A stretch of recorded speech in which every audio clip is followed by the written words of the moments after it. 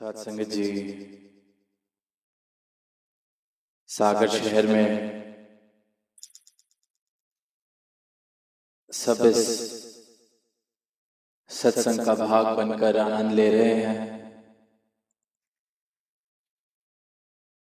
चर्चा की जा रही है प्रभु की, प्रभु के स्तुति में गीत गाए जा रहे हैं, आवाज दी जा रही है सारी ही मानवता को कि ये भक्ति हर किसी के हिस्से आ सकती है।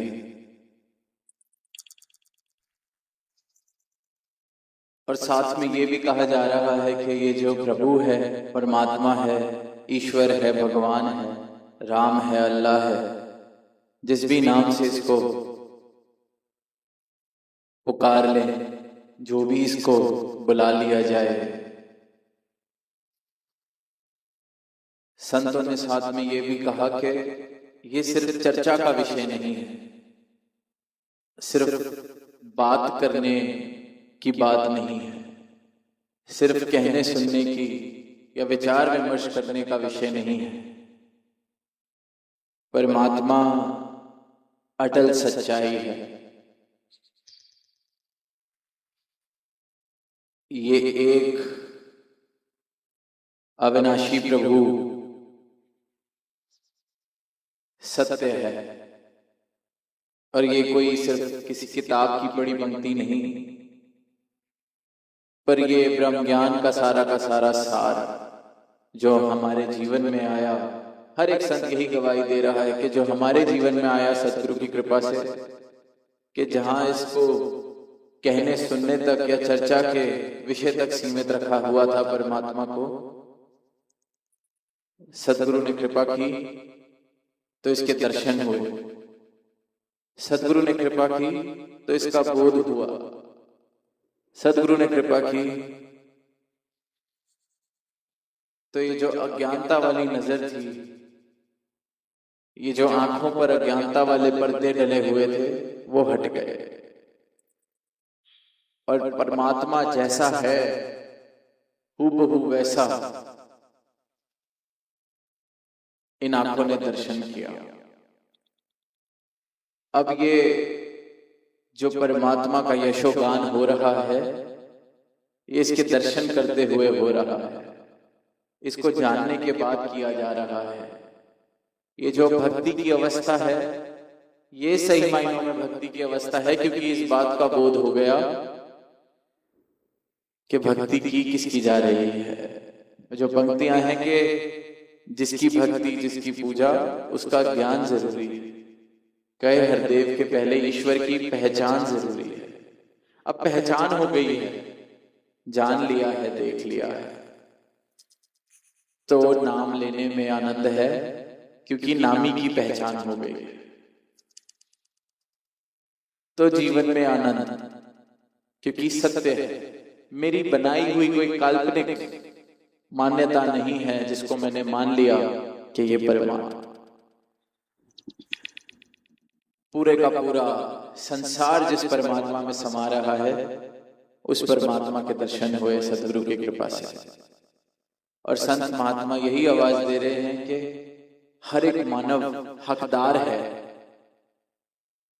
इस परमात्मा के दर्शन करने। अगर चाहत है, जिज्ञासा है, तो इस परमात्मा को देखा जा सकता है। बस जो अपना पात्र मैंने अपनी मान्यताओं से, अपने विचारों से, अपनी सोच समझ से, अपनी जो ये मुझे शिक्षाएं मेरे समाज ने, मेरे संप्रदाय ने मुझे दी, अगर इनको छोड़ने को मैं तैयार हो जाऊं और सही मायनों में अपने अस्तित्व को जानने की जिज्ञासा हो, चाहत हो, तो एक क्षण नहीं लगता इस परमात्मा को पाने में, इसको जानने में, इसके तत्व रूप से दर्शन करने में। पर अक्सर देखते हैं कि ये जो पहचान, जो मुझे भ्रम हो जाता है कि मैं हूं, इसी को छोड़ना बहुत मुश्किल हो जाता है। किसी से पूछते हैं आप कौन, तो अक्सर हम जब अपना परिचय देते हैं तो शुरुआत में किस धर्म से हूं, क्या व्यवसाय है मेरा, क्या उपलब्धियां हैं मेरी, कितना मेरे पास धन है, कौन सी जात है। जो भी इंसान को लगता है कि मुझे सामने वाले की नजर में ऊंचा दिखाएगा, जो मुझे अपने लिए सबसे प्रिय है, जो मेरे जीवन का सबसे प्रिय हिस्सा मुझे लगता है, क्योंकि जिसकी वजह से मेरी पहचान सामने वाले की नजर में ऊंची हो जाती है, मैं फट से वो बता देता हूं। जैसे किसी के पास सिर्फ और सिर्फ अपनी जाति का ही अहंकार है, संसार में और कुछ नहीं ज्यादा किया, ना पढ़ाई की, ना लिखाई की, ना कुछ खास उपलब्धियां प्राप्त कर पाए, तो वो जिंदगी भर यही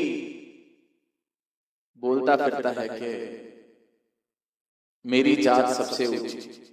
कोई पूछे आप कौन, तो अपनी जात का या अपनी इस तरह की कोई बात जो मुझे सबसे ऊंचा दिखाए। किसी को लगता है मेरी पढ़ाई लिखाई, मेरी डिग्रियां मेरे जीवन की सबसे अनमोल उपलब्धि है, कि मैं सामने वाले को अपनी डिग्रियां बताऊंगा तो उसको समझ आ जाएगा कोई मैं हल्का छोटा मोटा इंसान नहीं, तो वो अपनी डिग्री के बारे में बताने लगता है, मैं डॉक्टर, मैं वकील। कोई अपनी उपलब्धि के बारे में बताने लगता है, मैं सांसद, मैं कलेक्टर, मैं आईपीएस। जिसको लगता है कि ये सामने वाले के मन में बता देगी, बिठा देगी बात कि मैं कोई छोटी मोटी हस्ती नहीं हूं।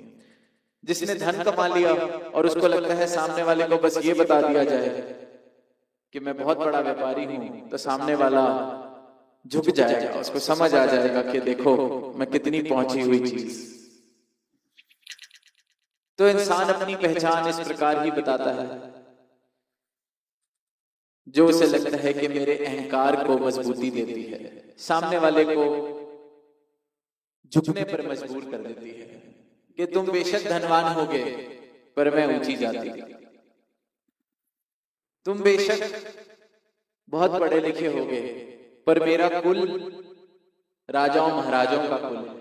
जो भी बात सामने वाले के आगे मुझे ऊंचा दिखा दे, मुझे वो बात प्रिय लगती है, वो पहचान प्रिय लगती है, और उसी पहचान को इंसान पकड़ के बैठा रहता है।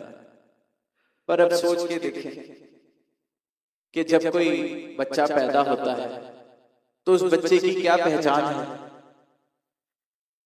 उस बच्चे की क्या पहचान, क्या उसका संप्रदाय, क्या उसका धर्म, क्या उसकी भाषा, क्या उसकी उपलब्धियां, क्या उसकी डिग्रियां। ये सारी पहचान इंसान ने बनाई है, इस समाज ने बनाई है। सदियों सदियों से ये इतनी मजबूत हो चुकी हैं कि आज इतनी पक्की दीवारें बन गई हैं। एक बच्चा जो पैदा होता है, अगर हिंदू के घर पैदा हो गया तो हिंदू बन जाता है, मुसलमान के घर पैदा हो गया तो मुसलमान बन जाता है। पर उसको परमात्मा ने तो कुछ बना के नहीं भेजा, उसकी अपनी तो कोई ऐसी पहचान नहीं। उस बच्चे से कोई पूछ ले कि हिंदू हो, मुसलमान हो, मराठी हो, सिंधी हो, गुजराती हो, उस बच्चे के पास तो सिर्फ उस एक मासूमियत भरी हंसी के अलावा कोई जवाब ही नहीं।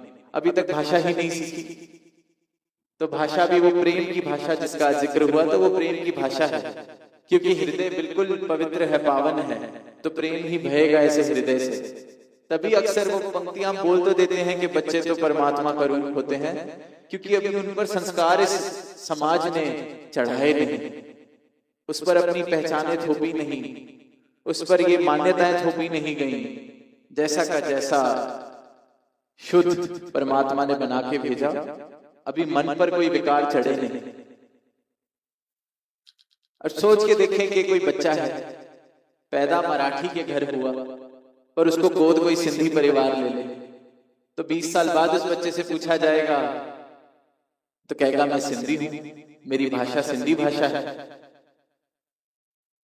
तो ये सारी पहचानें जो इंसान बताता है, ये सब हमारी अपनी बनाई गई है। बेशक सदियों पुरानी हो चुकी हैं, तो लगता है कि यही पहचान सब कुछ है।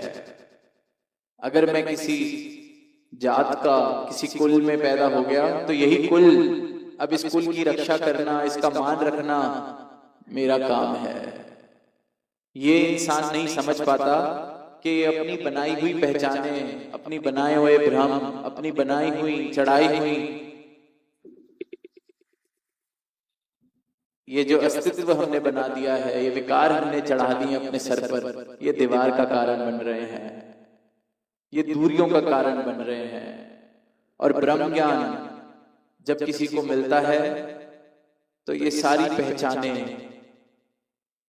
ये सारे भ्रम एक एक करके हटते हैं, और फिर जो रह जाता है वो मेरा असली रूप, वो ये परमात्मा का मैं अंश।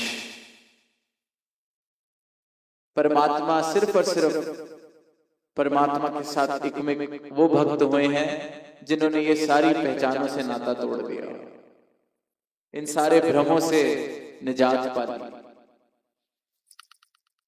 समझ गए कि ये परमात्मा का अंश जो मुझ में बस रहा है, वो ना सिंधी है, ना मराठी है, ना गुजराती है, ना उसकी कोई जात है, ना उसकी कोई रंग नस्ल है, ना कोई उसका मजहब है, ना कोई उसका संप्रदाय है। ये तो इंसान ने यहाँ एक खेल बना लिया है, जिस खेल में हम सब फंस जाते हैं। और जिसने आंख खोलकर इस खेल को देख लिया, सदगुरु ने जिसको ज्ञान चक्षु दे दिए, फिर वो इस खेल में रहते रहते भी इस खेल को खेल की तरह देख लेता है। रह संसार में रहा है पर दीवारें गिर जाती है, सीमित नहीं रहता ऐसा इंसान, सारी सीमाएं खत्म हो जाती हैं। धर्म, मजहब, जात, कुल, रंग, नस्ल, भाषा, ये फिर दूरियों के कारण नहीं बनते। ये तो एक जैसे भिन्न भिन्न रंग के फूल एक बगीचे को सजा देते हैं, फिर ये नजर सजावट की तरह देखती है कि बेशक मुबारक है, कोई सिंधी बोल रहा है, कोई गुजराती बोल रहा है, कोई मराठी बोल रहा है, कोई हिंदी बोल रहा है, बहुत मुबारक है, कितना सुंदर ये संसार बन रहा है, पर मूल रूप से हम एक हैं, हम सब एक हैं। आपकी मेरी जो जात है वो ये परमात्मा वाली जात है, क्योंकि इस परमात्मा का अंश हम सब में बस रहा है। बाकी जो ये जात पात नफरत के कारण बन रहे हैं, इनको छोड़ दिया जाए,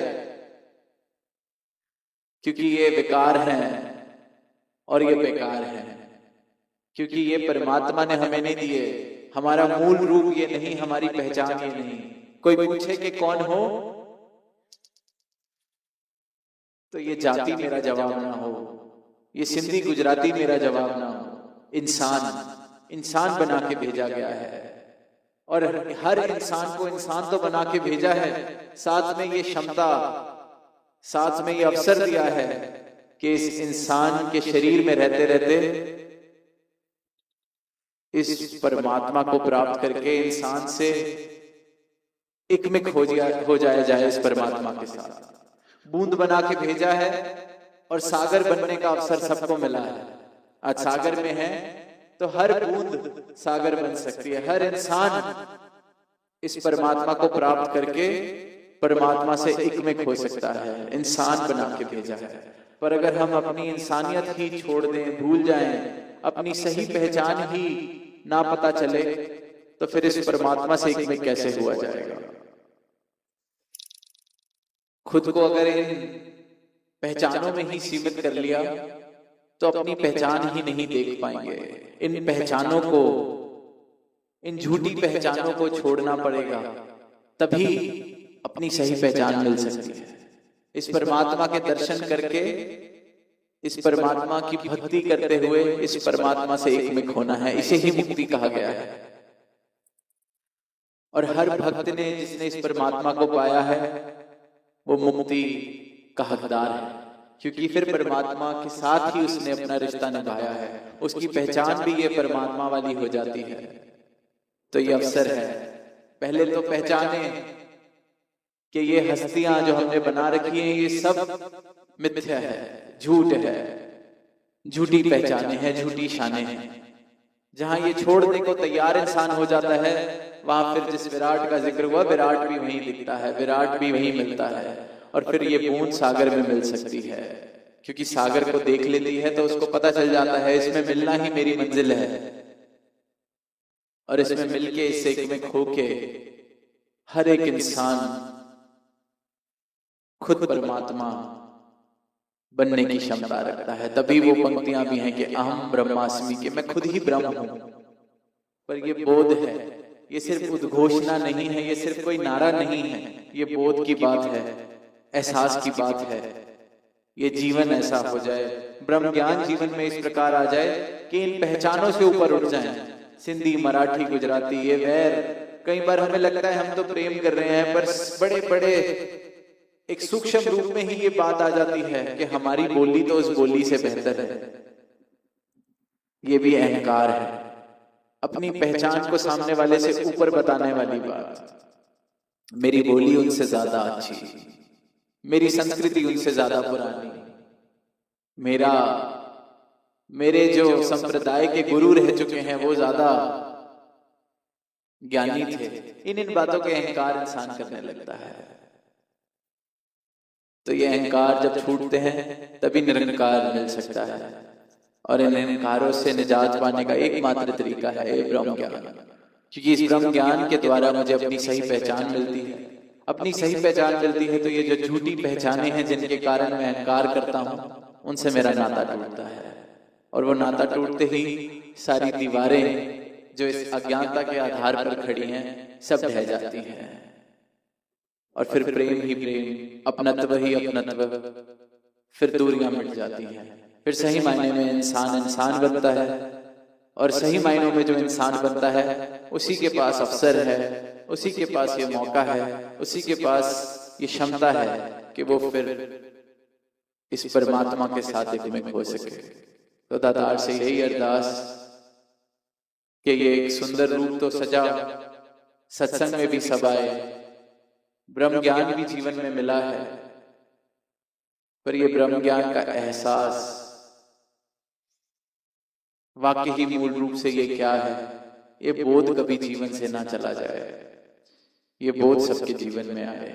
प्रेम से कहना धन्यवाद।